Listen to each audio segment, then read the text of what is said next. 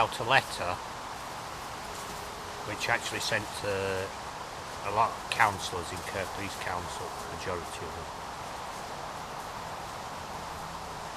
I am writing to you about your views and your position regarding the forthcoming vote for the building of 2,000 houses on the green belt land which is now Bradley Golf Course. There is, I'm sure you will be aware, a great deal of resistance locally of the last bit of green space that occupies and divides the sprawling suburbia of Bradley and Brighouse, including the Facebook group with over 1,500 members called Save Bradley Park. I have lived on Bradley Road all my 47-year career. You can see in that picture here, me as a baby with my mum, and on the second photo is our back garden in 2016. And seeing the entire nature of our once beautiful village destroyed by ill-thought out and rash decisions of Kirklees Council. But this one tops them all, and fills me with incredulity that almost certainly doomed to failure and never pass independent scrutiny as an utter waste of money. There are many reasons why this land should not be included in the local development framework, but the one that concerned me most is the site is situated next door to a chemical waste tip, which was formerly used by ICI/Zeneca/Syngenta and is home to toxic, noxious, carcinogenic chemicals. It is currently used by Chemwaste to dispose of asbestos among other waste. I myself as a youngster used to explore the tip, and believe me when I tell you that no amount of fences and barricades can prevent curious youngsters from gaining access.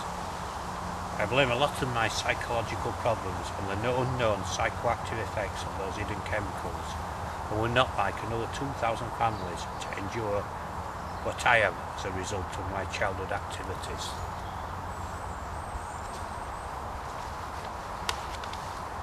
This is where our water ends up. This is actually there. You can hardly see it nowadays, but if you go down here through all these butterbur, you see Iron Stream down there, where I used to drink out of when I was younger.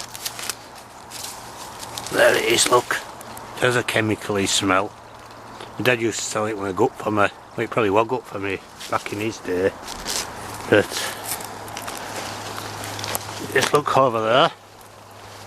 You can see where it all comes from. That big mound there actually used to be flat. There is also the possibility of a second great fire of Bradley, which would dwarf that in 1952 when they built the Bradley Council estate near the site of the old LB Holidays tip.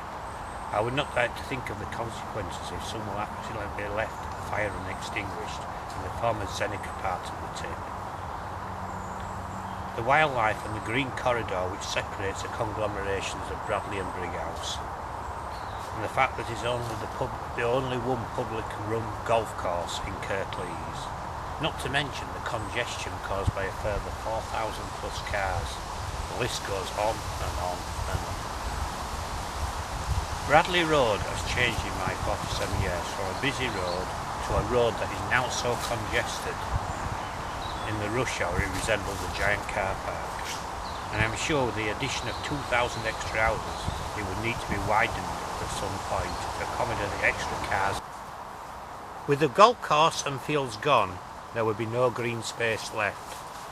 Indeed, it has recently been noticed that the flood plains at the back of the Cornmill pub, which was once Bradley Nature Reserve, have been sold off by the cash-strapped Kirklees Council to some farmer with the intention of cutting the trees down and selling the wood. Well, you may not know, but the original intention of planting these trees were to soak up the flood when it comes downstream from Calder.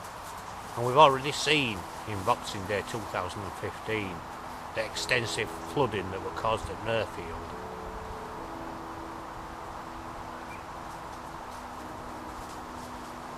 I know of the 3 councillors of the Ashbrow ward are firmly against the idea, along with our local MP Barry Shearman, and indeed, of course, the Environment Agency.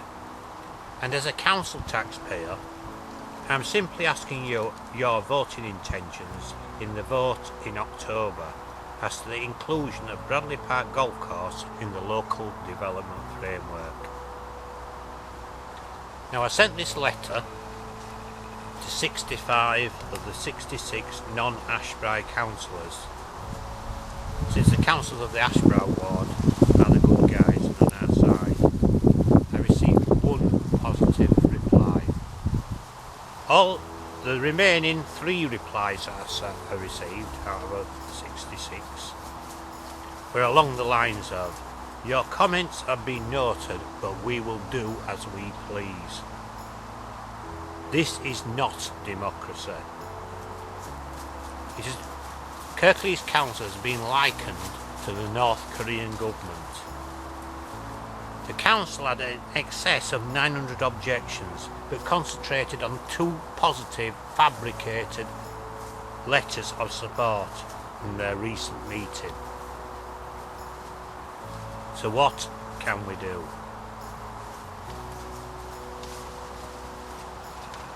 The council is now meeting at 3 p.m. on Wednesday 12th of October at Huddersfield Town Hall. We need as many people as possible to attend this open public meeting of councillors who will vote if Bradley Golf Course is to be included in the local development framework. Indeed, they are so devious that they have once, originally time was 6 p.m. and they've changed it once to throw off possible visit by us all, thinking that people will be at work, etc. So, I for one will be attending, and quite a number of others have expressed their support. I look forward